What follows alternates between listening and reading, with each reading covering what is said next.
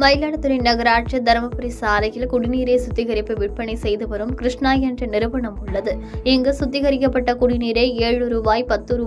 20, ரூ. 40 என plastic பாட்டில்களில் 20 litre water கேன்களில் சுத்திகரிக்கப்பட்ட குடிநீரை மயிலாடுதுறை மாவட்டம் மற்றும் வெளி மாவட்டங்களுக்கு அனுப்பி மிகப்பெரிய அளவில் குடிநீர் விற்பனை செய்து பிரபலமான நிறுவனமாக உள்ளது.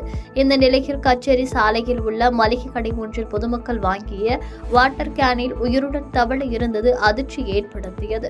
வாட்டர் கேனில் தண்ணீர் நிரப்பப்பட்ட தேதி காலாவதியான தேதி குறிப்பிடாமல் விற்பனைக்கு வைக்கப்பட்டிருந்தது.